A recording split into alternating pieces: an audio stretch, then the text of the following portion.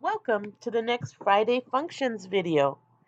In this Friday Functions video, we're going to discover a brand new connector, the Bing Maps connector. And this is because we had a community member who said, Audrey, I really liked your video on how to do a Google map using an image control and a Google URL. But what would really help me is if I could give my app user the ability to select an address and then, based on the address they select, show a dynamic map.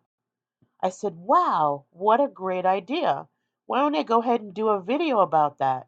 And he said, yes, please do. So that's what this video is going to be all about. We're going to use the Bing Maps connector, which is a new connector in preview mode. So test it out and give us your feedback and forum ideas if you have suggestions. And I'm going to help you use this connector to meet his requirement. Let someone pick an address and then it shows a map. Okay? So to get started using the connector though, just like with Google, whenever we use these APIs, we often need a key. So you're going to need to start by getting your key. And you just have to go to BingMaps.Portal.com, which is the first part of this URL right here, www.BingMapsPortal, no space.com. Once you're there, sign in using this big blue button right here and use your credentials that you use to sign into Power Apps.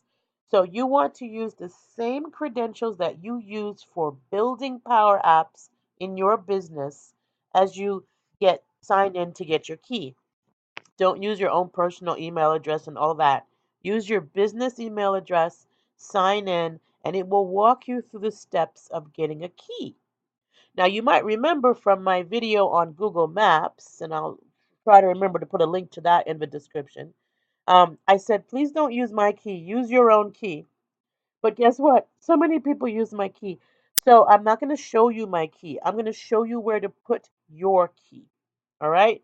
So let's fast forward. You've signed in, you've walked through the steps on Bing Maps, and you now have a key for your Bing Map API. Go back to Power Apps, sign back into Power Apps, and from Power Apps, go to the Connections area. All right? Because we're actually going to create the connection before we start building any apps. Now, this connection can be used over and over and over again for as many apps as you want, but you'll have to add the connection to each environment that you work in. All right? For many people, that's just one, it's the default. But for others, you'll have to add this connection to each environment that you plan to use it in. All right? To add the connection, just click on New Connection at the top. And then a dialog box will come up to enable you to search all of the connectors. There's so many of them you want to search, right? So at the top, I'm going to just type Bing, and the new connector, Bing Maps, will pop up to the top. You can see it's still in preview mode. Once you see it, hit the plus sign on the right and paste your API key right in there. As soon as you paste your key in there, this create button on the lower right will become ungray, and you can click it and you'll end up with, just like I do, like I have, a connection for Bing Maps in your list of connections. All right? So those are your dependencies. Start by going to the Bing Maps portal, get your key. After you get your key, go to the environment where you plan to build your app and add the connection. Remember that when you add the connection, you will have to paste that key in there for this to work. All right, now you're all ready to have fun. You only have to do that once, and you don't have to do anything else with that. From now on, you can make 100 apps using this process, okay? So we're going to go back to the home page of our portal here, and all I'm going to do is create a new app. So I'm going to scroll down to my templates, start from blank, and just for fun today, why don't we make a template app? So I'll choose the tablet format, and hit make this app. All right. So it'll build for me a new app. While it's doing that, I'm going to take you to my SharePoint site because I wanted to have some data for this app. I wanted it to be data driven. So this would make it really dynamic. So if somebody added a new building to this list, then that would also be part of the dynamic app. So I made a list in SharePoint and I put our building names in it. So I didn't do all of our Microsoft building. I just did 2 buildings in 2 different cities. And all I did was put the building name in the first column. And then on the right of that, I put the address, city, state, and zip. And you do want to put them in separate columns. And for the state, you want to use the state abbreviation, the state code, okay, as opposed to spelling it out. Now, you are able with Bing Maps to add other metadata to your map. Like you can put a push pin on there and then put some metadata above that push pin. So you could add other columns, up to 3 more columns with metadata can be shown on your map. All right. I'm not going to go over the metadata on the map today, but I'm going to leave it up to you to check our documentation to learn how to do that. There's 2 sets of documentation you want to look at. The first one is our docs.microsoft.com connector documentation. And this is the documentation I always bring you to whenever I'm talking about connectors, right? Just go into our Learn documentation and search for Bing Maps, and you'll find the connector documentation, which has everything you wanted to know and more about the new Bing Maps connector. It's going to give you the parameters and the return values, and all those things are very useful, and you'll see how we'll use that a little bit today. Then, when you go to sign in and get your key, there's a whole bunch of documentation in there about these parameters that you might want to investigate as well, okay, in addition to what I'm going to show you today. So keep those 2 docs handy. Now, I made you a doc as well. I've actually put together a PowerPoint presentation that has all of the formulas that I'm using. What I'll do is I'll post that in our webinar gallery with the YouTube video so that you'll have these formulas very handy as well. Okay? So lots of docs for you to back up what I'm going to say. But I'm about to walk you through it step by step. All right? Didn't mean to open Word. Let's go back to our new app. We should have a new app by now in Power Apps. We sure do. Now, you know me, I have a habit of adding my data first. So I'm going to go ahead and click View Data Sources, and I'm going to add my data. I'm going to add 2 data sources. Can you guess which 2? Those of you that are correct, you're right. The 2 I'm going to add is the Bing Maps connection that we just configured. That's just a single click. And then I'm going to add my SharePoint connection to my SharePoint list. And that's going to be a couple of clicks, right? Because we need to get this URL of the SharePoint site. Copy that, go back to Power Apps, choose our SharePoint connection, and then paste that URL in there and hit go. And now I'm going to look for my building address list and hit connect. So now I ended up with 2 connections ready to get me that's all I need to make this app exactly the way I want it, the data and the map connector. So now I can close this, and I'm going to divide this screen up, right? So at the top of the screen, I'm going to just put a drop down, and I'm going to name this drop down DD addresses, because it's going to contain the addresses. And you can make it as big or whatever you think you need to do there. I'm going to pick a theme other than the blue, just because I'm tired of blue, right? And so I've got my theme of coral, and that automatically applies to my control. And I'm going to add an image control, just like I did with the Google Maps, right? And I'm going to fill up the bottom of the screen with this image control. So maybe we'll fill the top of the screen with this one. And it's up to you how you want to do this. Of course, there's 1,000 ways, of course. And that's the beauty of Power Apps. We have a lot of choices, and we can make things look exactly what our business needs. Before I fill in the image property, I'm going to fill in the image position property because I want to make sure that the map fills this space. So I'm going to choose fill. Okay, so the map will fill that whole control space. All right, so up here I'm going to actually increase the size of my address to 24, and I'm going to set the items property. Can anybody guess what my items property will be for this?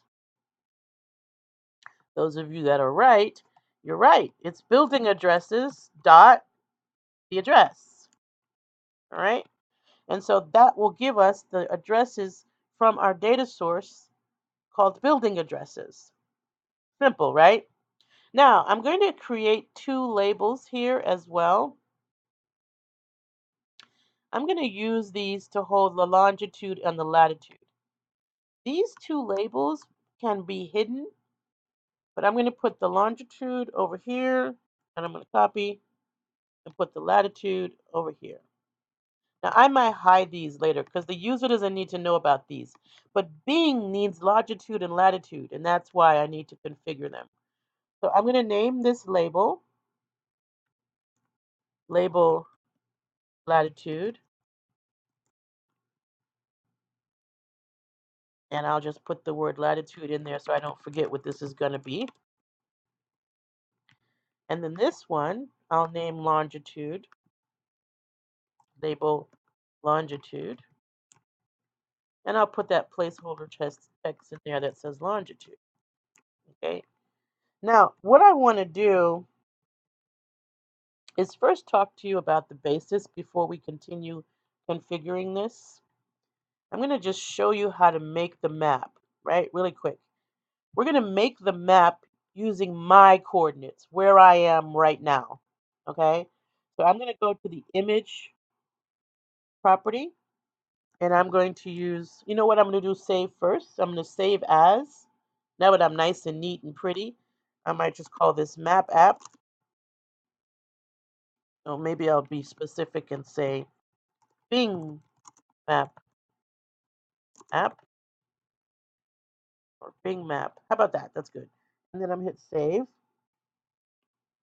so that we have it saved. You know, we worked hard there to get those connections in there, didn't we?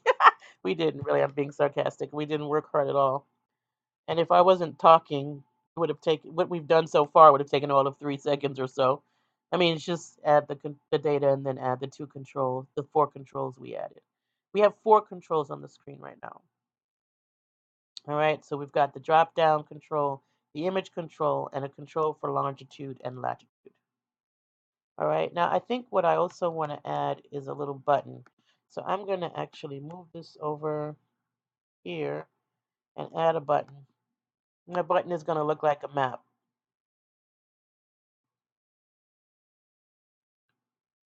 Boop, boop, boop. And it's going to launch after we make a change to the address. This is actually going to launch the change below. Okay, so it's going to be like a trigger that says go. Kind of like when you click a search icon after you type a search into there. I'm assuming you could also use it on change event, but I haven't tried it. All right, so now that we have all that all set up, let me show you the base map. So I'm just going to select this image right here, and I'm going to do BingMaps.GetMap. What kind of map do I want? That is the imagery set. Notice the syntax up here. Notice it defines what that is. And notice you get options below. Okay? So I'm just going to choose the road map. And then I'm going to hit a comma. Now it wants the zoom level. Notice the definition of the zoom level is between 0 and 21. It defaults to 10. Let's go ahead and keep that 10. We can always try these out later and see what they look like. Then it wants the latitude. And this is the latitude coordinates, right? So since Power Apps has a built-in function that can find out my latitude, all I have to do is type location, hit a dot, and then type latitude, and it actually can get my latitude right now here where I am. I'm going to do the same thing to get longitude. And again, these are both for me, the person me being the person looking at the screen, and bam, Bing Map gives us back a map of my location here. All right, that easy. Right here I am in Woodinville. Right now, this is not what we want to do though. We actually want them to be able to select an address, and then that's the map they see down there. So what we need to figure out how to do is, how do we get the longitude and latitude for what they pick in this address? All right. So let's go look at the things that we're going to need here. We're going to go back to the PowerPoint deck. This is the first function that I just did with you, which is the actual map for the person looking at the screen. This is the formula we put into the drop down to get the addresses to come up. Now we're going to set that button, right? Now, I want this button to default. I want the button to default to the first item in the SharePoint list. So let me just show you that. So that when they open the screen, it defaults to the first item in the SharePoint list. So I'm using this function to do that. Hold on, I'm just going to make it smaller and bigger at the same time. Make this smaller and then make the text bigger. So what I'm going to do is use our first functions here. I'm going to get the first item from building addresses, the address, the first city, the first state, okay? And I'm going to set that into a variable. So let's copy that and let's put that in the screens. We could use onStart, but then I'd have to close the app. So we're going to actually use OnVisible. So I'm just going to go to the screen and go to the OnVisible property of this screen and paste this in, so that automatically what it's going to do, and you can see the function that's being used here, is the get location by address. And this is a Bing Maps function here. Let's see if I can zoom in for you. All right. I am getting a location by address, and I'm passing the address into this function. So the address line, again, if I click, you can see the syntax up here. It has the address line, which is the address, and I'm getting that from the first record of building addresses, the address value. And then locality is the city in most cases. If you're out of the country, it might be something else, but that would be the first record city. And then the admin district is the abbreviation for the state. And so I'm passing that in as the first state. And so I'm putting this in the OnVisible property because I want the map to be defaulted to that first record's address. Now I've wrapped that function into a variable just like we did in previous videos to get a map response, right? This is where I'm going to be able to find my latitude and my longitude. So if I go back to my docs in Microsoft Docs.Microsoft.com and the Bing Maps documentation, you'll see that in the get location response, we have longitude and latitude. So up here earlier, there is, let me just do a control F here, get location by address. You see this? This is what we're using in this function, but it has a return value. See the returns right here? And the return value is get location response. If I click on that link, it tells me what's included in that response, which in this case, what interests me is the longitude and the latitude. Okay, so in my app, I am making sure that I have that response in a variable right here so that I can use it later. All right. And this same function, or very similar to it, will go into the actual button. So that sets that the first map is the right one. If we go back to our PowerPoint here, and I go back to the previous slide, what I want to do in the button is set the response based on what they clicked in the drop down, right? So we hit this button, make sure I got the button, which in this case is an icon because you can make an icon a button. And I'm going to paste that set statement. My drop down name is actually drop down BD addresses. And so that will do that. And now the only thing we haven't done is get the longitude and the latitude. So here's what I'm going to do. I'm going to add a new screen. And the reason is because I want to trigger my OnVisible property. So if I navigate to a different screen and then go back to my first screen, I've now triggered that OnVisible property. Oh, I see a little error here. Oops. I must have accidentally touched that. Okay, so that means I need to trigger this again. So go to screen true and then come back to screen one. And now I have a map response. I'm going to zoom in a little closer here. So I'm going to select this label right here, which I could have done from over here. And I'm going to zoom in close. And now, because we have a response, I can set this to MapResponse dot. What is it supposed to be? I'm looking at the name of the label. It's supposed to be, I'm sorry, I can't get straight to latitude. First, I have to do point. Then I have to do coordinates. Then I can get to latitude. See that? And now I'm going to copy that, of course, because I don't want to do that again. Go to the other side and put that in our longitude and just change latitude to longitude. So now I have the latitude and the longitude in the right boxes. Um, Everything that should be it. I think that's it, guys. Let's try it and see what happens. So if we run the app, it's still me. So let's change this address to this one. Um, Notice that the longitude and latitude have changed. Let me just check this again. We didn't configure the map yet, so that's what we're missing. But the longitude and latitudes are working. So what I'm going to do is configure the map. So the map, we had configured it earlier to only give me where I am, me. We don't want that anymore. We want to use those labels to get the longitude and the latitude that reflect what they selected. All right, so that's what we're going to do here. We're going to replace this with, and it's already busy looking for that longitude. So it may not need both, actually. I haven't tried not giving it both because the syntax seems to indicate it needs both. All right, so now let's run the app again.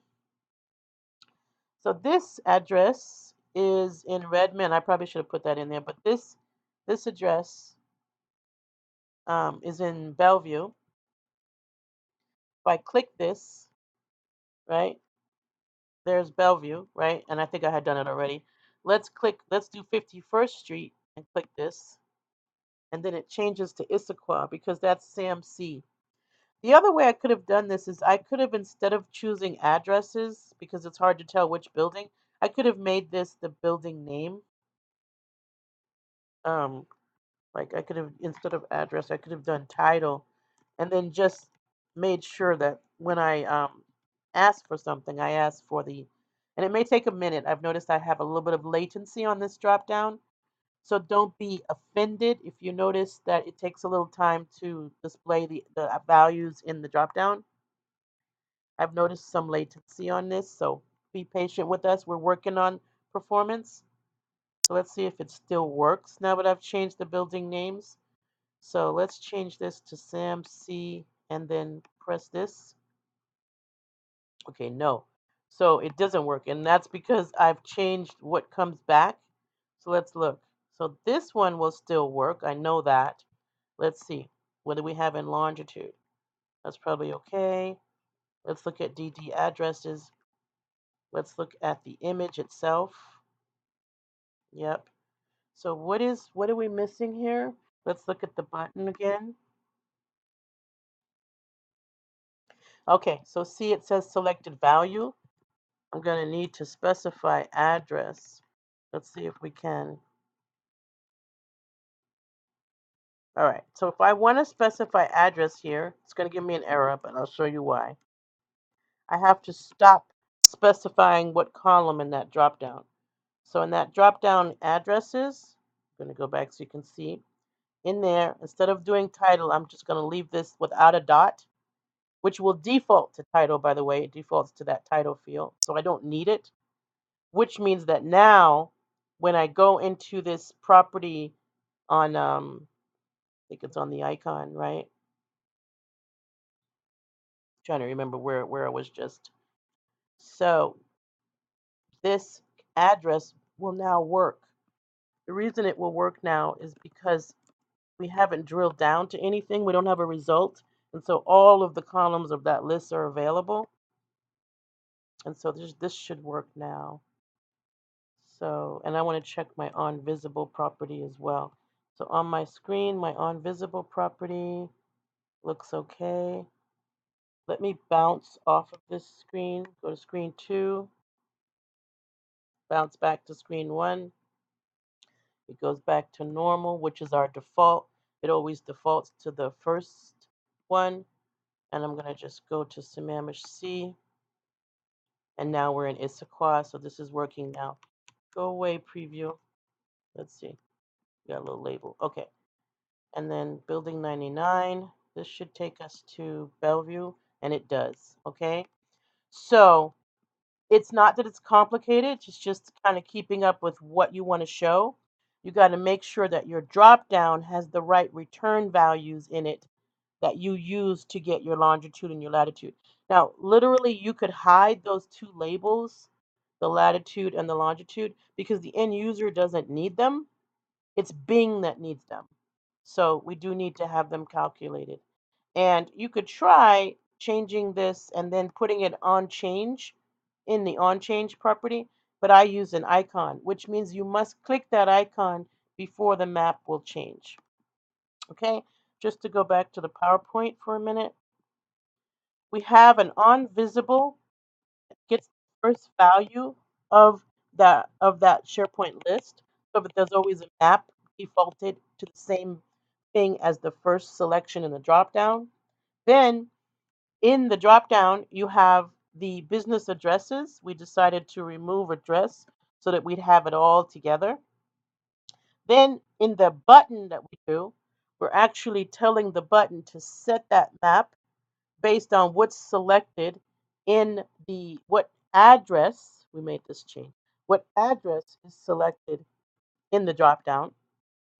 And we're putting the response of that in a variable called MapResponse with the set function. To get the longitude and the latitude, we actually pull that from the response, and you replace longitude with latitude. And then to actually make that button work, to make that button set the right image, the image property of the image. So this is the image property of the image,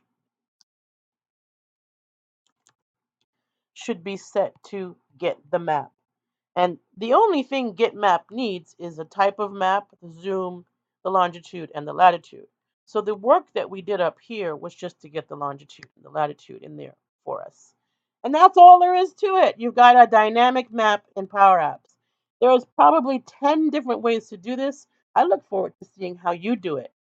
And I hope you have time to do it soon because this was a lot of fun.